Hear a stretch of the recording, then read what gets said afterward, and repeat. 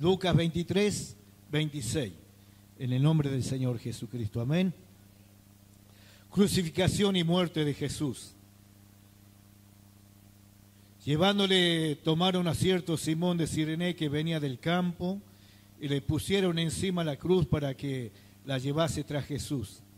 Y le seguía una gran multitud del pueblo y de mujeres que lloraban y hacían lamentación por él. Pero Jesús, vuelto hacia ella, le dijo: hija de Jerusalén, no lloréis por mí, sino llorad por vosotras mismas y por vuestros hijos. Porque aquí vendrán días que dirán: bienaventurada la estéril y los vientres que no concibieron y los pechos que no criaron. Entonces comenzarán a decir a los montes: caed sobre nosotros, y a los collados: cubrirnos.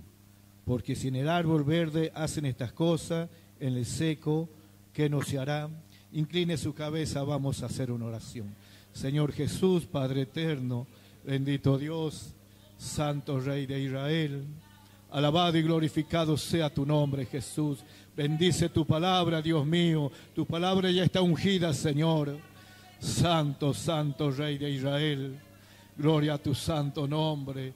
Bendito Dios, Señor Jesucristo. Gloria a tu nombre, eterno Dios, Señor. Gloria a tu nombre, Señor Jesús. Gracias, Señor. Pueden tomar asiento, hermano.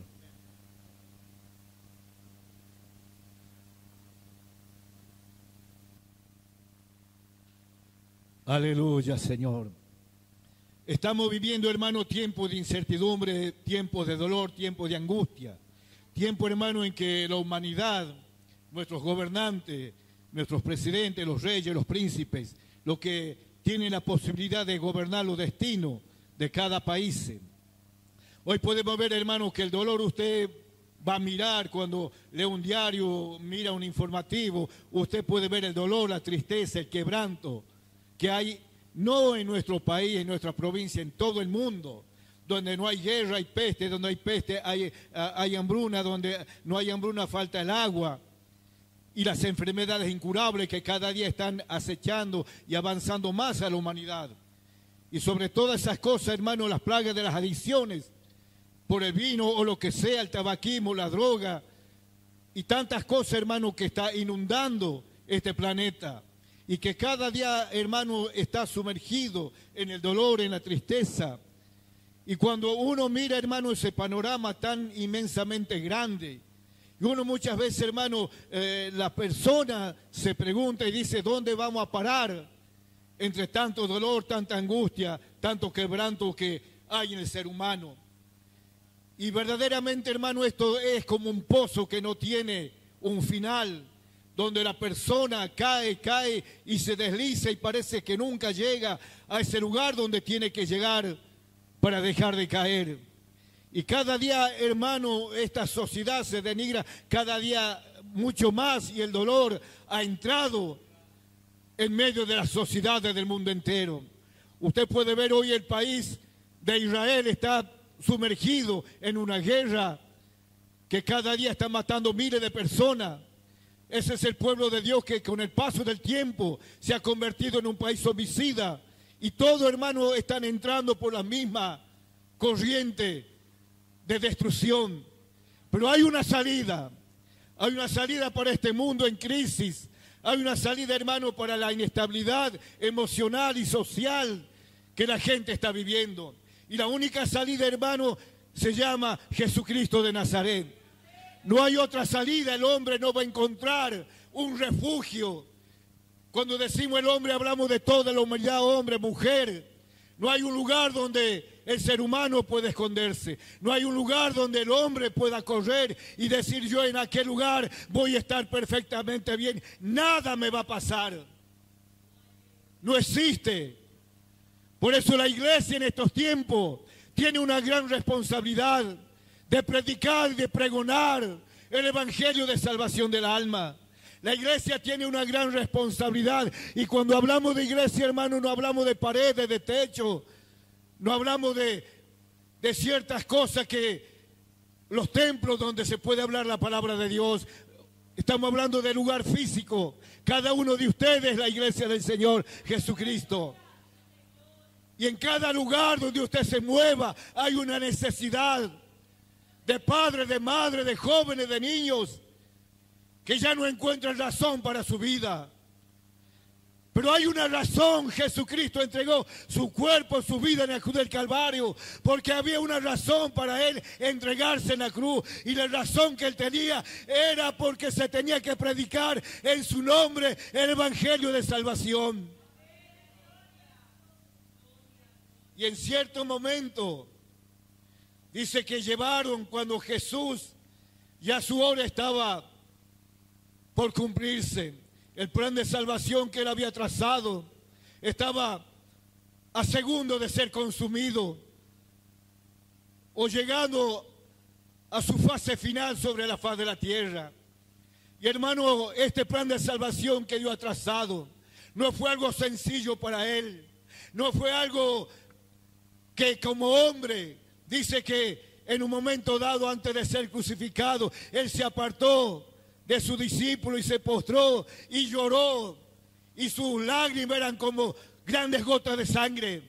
Como hombre tuvo que enfrentar el dolor, el martirio, y eso le causó tristeza, agonía y quebranto, porque el hombre no iba a tener misericordia de él, porque sobre sus espaldas iba a cargar el peso del pecado de la humanidad entera. Y dice que en un momento dado Jesús fue sentenciado, llevado ante Pilato, y los sacerdotes dice que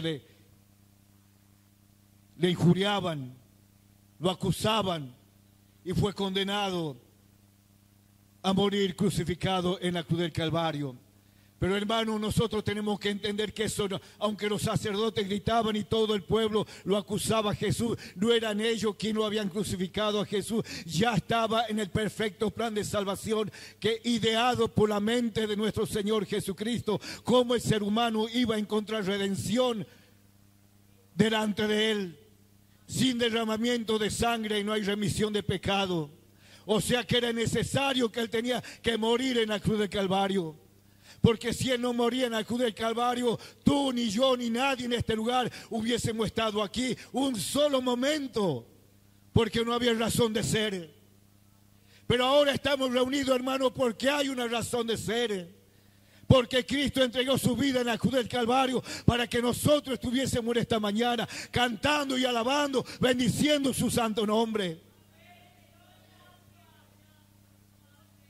Y cuando Él empezó a cargar ese madero, ese pesado madero sobre sus espaldas, y en un momento dado, hermano, Él sintió el peso de ese madero sobre sus espaldas.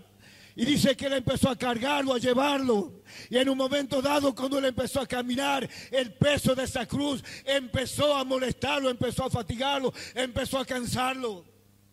Porque no solamente, hermanos, llevaba el peso del madero sobre sus espaldas, llevaba el peso del pecado de toda la humanidad que iba a ser, aleluya, clavado en ese madero. No era el peso del madero que agobiaba, cansaba y le quitaba la fuerza a nuestro Dios. Era tus culpas, eran mis culpas, era la culpa de toda la humanidad. Porque en esa cruz cargó el peso de toda la humanidad, llamado falta o pecado delante de Él. Y empezó a fatigarlo, empezó a cansarlo. Porque Jesús había pasado toda una noche siendo azotado, siendo martirizado, siendo castigado, siendo ese látigo que cayendo sobre su cuerpo. Y dice que mientras padecía eso, lo abofetearon, lo escupieron, se burlaron de Él. Y al otro día, cargando esa cruz, empezó a transitar hacia el Gólgota, o sea, hacia el Calvario. Salió de la ciudad de Jerusalén y allá en la cima muy alta, un lugar llamado de la Calavera, un lugar llamado Gólgota.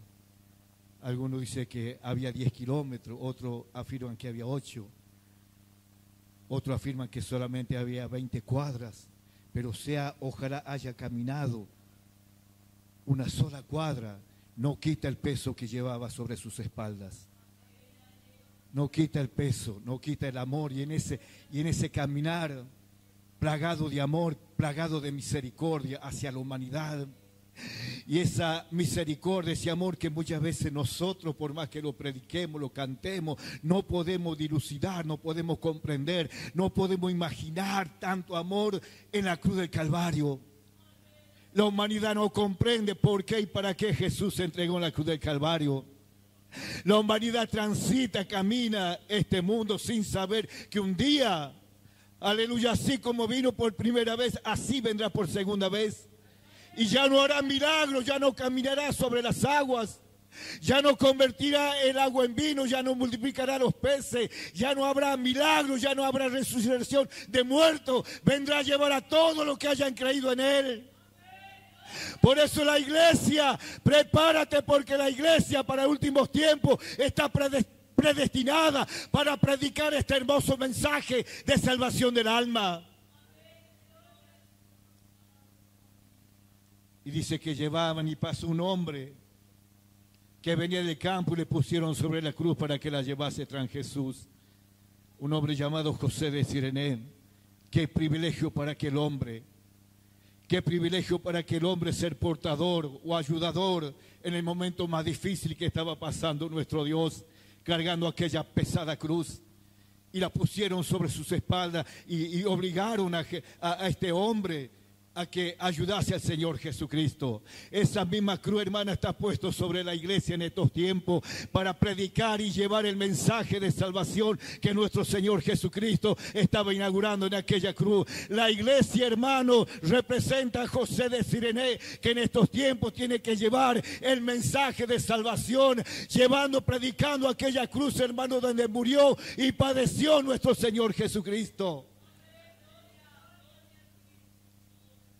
Pero hay un mensaje más profundo en estos versículos. Hay algo más profundo que la cruz del Calvario, que está centrada en estas mujeres, donde a ver el gran padecimiento que estaba padeciendo nuestro Dios. Si bien es cierto, es algo muy hermoso la crucificación, pero el mensaje no está centrado en la crucificación del Señor Jesucristo, sino en lo que Él desarrolló, la conversación que tuvo con estas mujeres. Y mientras Él cargaba la cruz, dice que le seguía una gran multitud del pueblo, de mujeres que lloraban y hacían lamentación por Él. ¿Por qué, hermano, las mujeres seguían a Jesús? Porque en ellas había muchas mujeres, las cuales Jesús había libertado de demonios.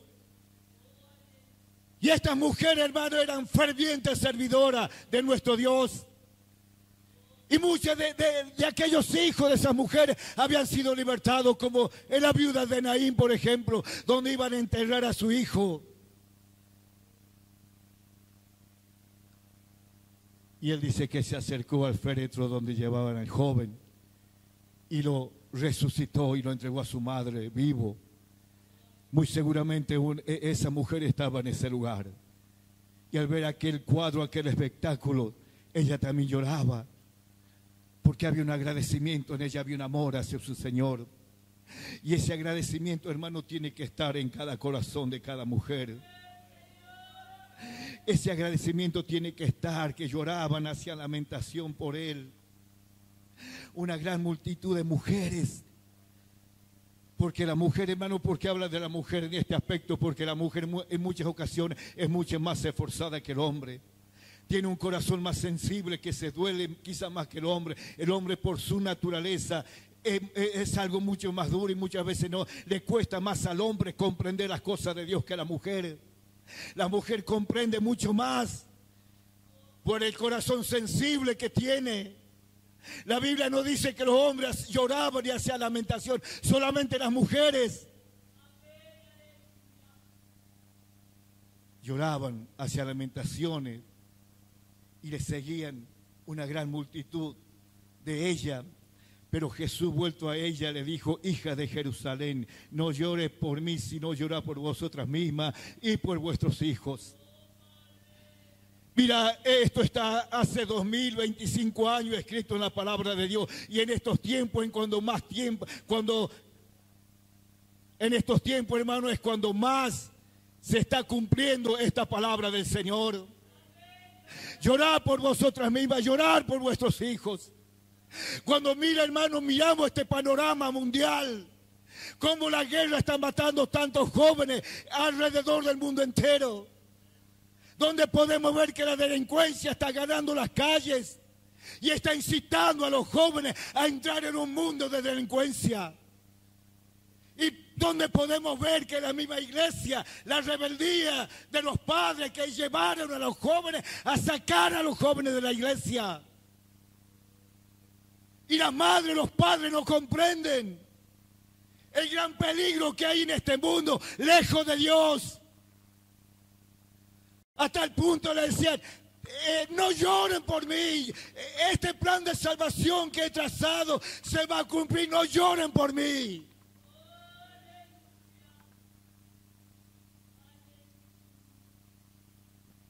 En 1 de Samuel 1, 22, 28 dice, pero Ana no subió, sino que dijo a su marido, yo no subiré hasta que él mismo sea destetado delante de Jehová, y se quedó ella para siempre. Ana era una mujer estéril, que en su oración ella había pedido, Señor, si me concedes un hijo, yo lo voy a dedicar todos los días de mi vida que esté en tu templo. Ana era una mujer estéril que pasó su vida orando, pidiéndole, Señor, concédeme la dicha de tener un hijo, y no pudo por muchísimos años. Pero ella había puesto un pensamiento en su corazón. Ella había puesto un pensamiento, si Dios me da una bendición de tener un hijo, yo lo voy a dedicar todos los días de mi vida a ese niño que esté en el templo para que alabe y sirva a Dios por toda la eternidad. Mira la decisión que había tomado esta mujer. Amado hermano, son las decisiones lo que marcan el destino de la vida de las personas. Son las decisiones, sean buenas o sean malas, son las decisiones que van a marcar tu vida para siempre. Son tus decisiones lo que van a marcar el destino de tus hijos. Son tus decisiones lo que van a decidir si tu hijo va a servir a Dios o si no va a servir a Dios. Son tus decisiones. Son tus decisiones lo que van a marcar el futuro de tus hijos. Y Ana había puesto eso en su corazón. Dios le otorgó un niño a él, a ella. Y ella dijo en su mente, si Dios me concede el deseo de tener ese niño, yo lo voy a entregar al Señor por siempre. Va a estar en su templo, alabándole, bendiciéndole. Ella había puesto eso en su corazón, y se quede allá para siempre. Son las últimas frases del versículo, que se quede allí para siempre. Piensa, medita en la palabra de Dios. Hoy en el día es común que los padres se enojen y saquen a sus hijos de la iglesia. Este lugar tendría que estar lleno de jóvenes cantando y alabando, bendiciendo el nombre de nuestro Dios. ¿Por qué? Porque un día, aunque fueron presentados, aunque fueron dedicados, no fueron sinceros cuando lo presentaron. Y cuando al menor enojo que ellos tuvieron, sacaron a sus hijos de la iglesia, pensando que lejos de Dios van a estar mejor.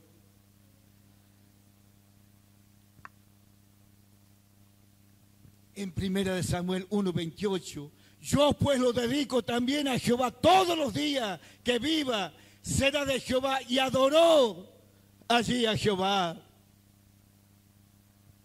Mira la decisión de esta madre, no cambió las circunstancias. Cuando Dios la bendijo, ella no se olvidó de la promesa que había hecho a Dios. Qué importante, hermano, en estos tiempos, no olvidar lo que un día prometimos al Señor. Porque mira, en estos tiempos, hijos de pastores drogados, alcoholizados, con un arma en la mano para robar. Niños que fueron presentados en la iglesia, dedicados. Y que un día cantaron en el atrio de Dios, que un día cantaron como jóvenes en la iglesia. Y hoy están perdidos en el mundo. ¿Por qué? Porque un día los padres se olvidaron la promesa que hicieron a Dios.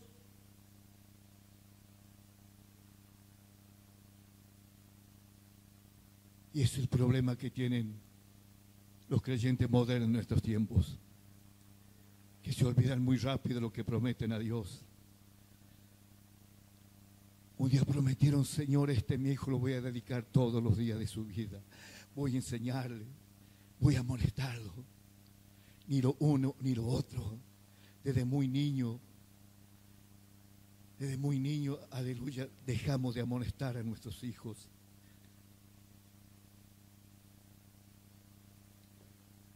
Pero hoy estamos viviendo tiempos desgarradores, tiempos de angustia, tiempos de quebranto, donde el niño de muy pequeño ya está totalmente deprimido. ¿Cuántos niños deprimidos hay? Usted vaya al hospital y va a ver cuántos niños, 7, 8 años, con presión muy alta, deprimidos, porque está viviendo un sistema muy malo que lo está llevando a la destrucción.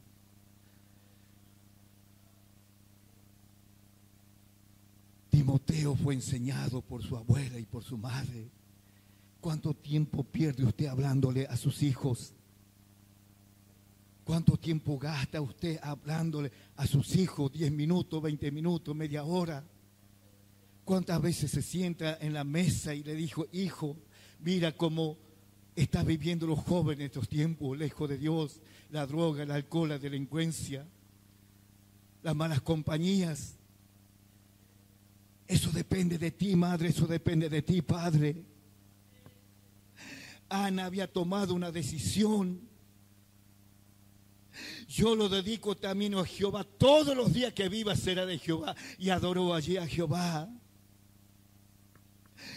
Qué tristeza. Alguien me dijo: ¿por qué se enfoca tanto en los hijos? No hay dolor más grande en mi corazón, hermano, cuando veo que padres sacan a sus hijos de la iglesia. Está bien que usted se enoje conmigo. Yo no lo voy a agradar a usted. Yo no pido que usted esté de acuerdo conmigo. Lo que tiene que estar de acuerdo usted es con el Señor Jesucristo. Porque yo no puedo hacer nada por usted ni por sus hijos, pero hay alguien quien pagó un precio muy alto para que su familia sea feliz, y ese alguien se llama Jesucristo de Nazaret.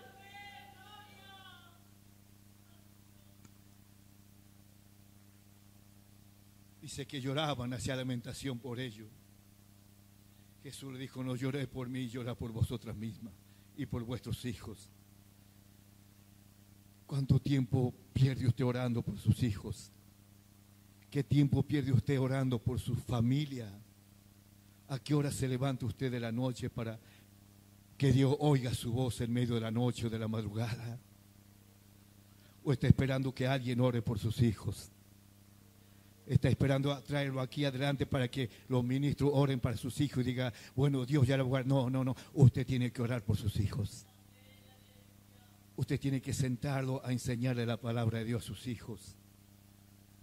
Usted no se acostumbra a que a la maestra de los niños le enseñe o el presidente de joven le enseñe. No, usted tiene que ser su maestro y su maestra. Porque Timoteo fue enseñado por su madre y por su abuela. Si bien es cierto, Timoteo tenía un gran maestro que era el apóstol Pablo, pero ellas no se quedaron con que Pablo era maestro de Timoteo. Ellos dijeron: nosotros le vamos a enseñar.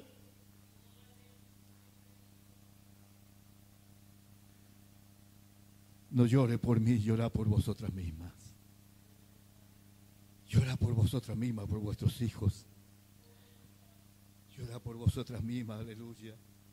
Primera de Reyes 1:6 dice: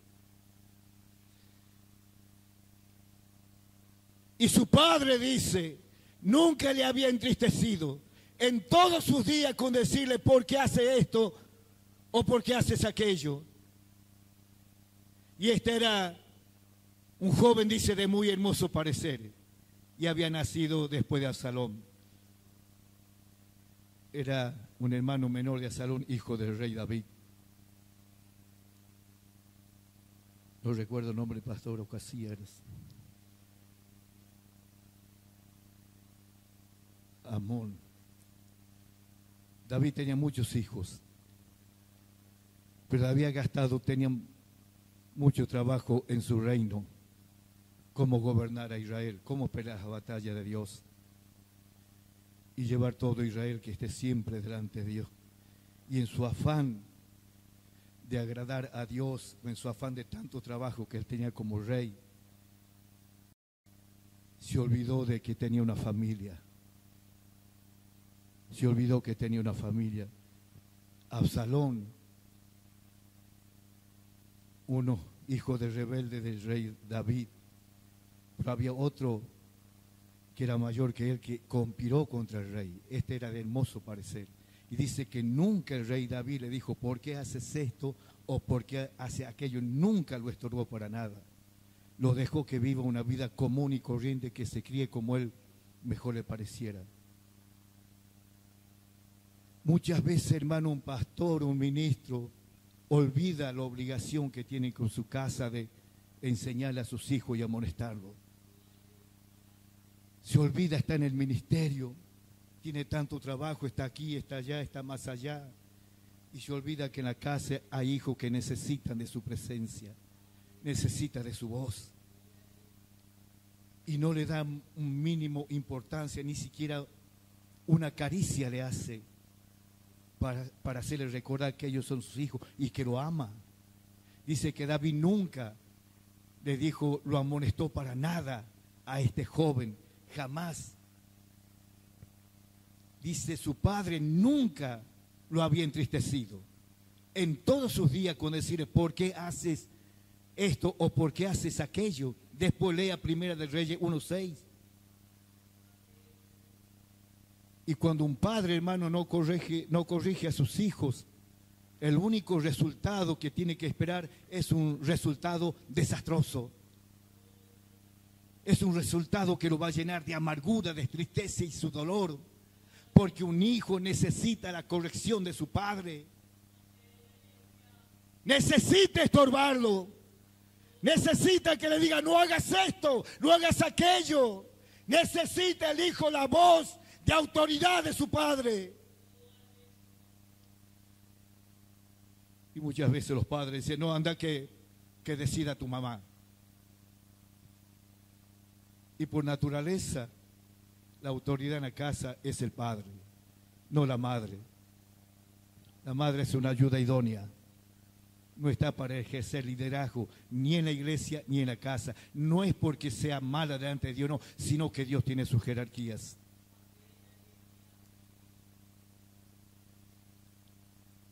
Padre, tú eres el responsable directo de tu hogar.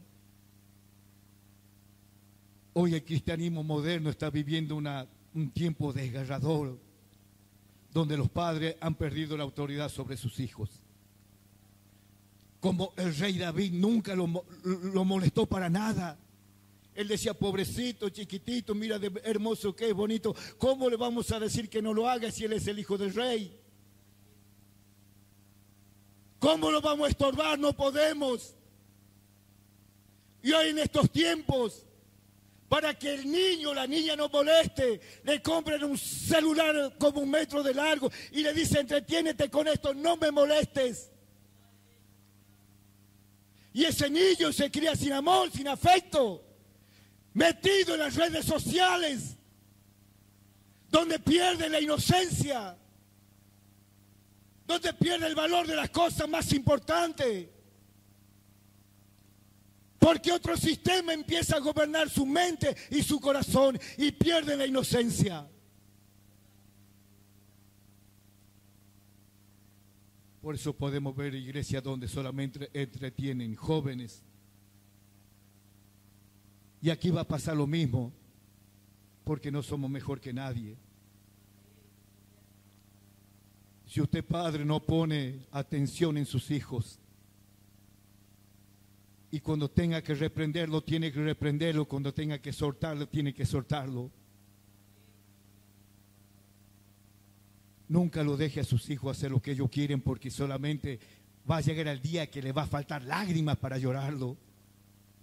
Y usted va a decir, si yo lo he presentado al Señor, si estuvo en la iglesia cantando y alabando, ¿por qué Dios se ha olvidado de él, de nosotros? No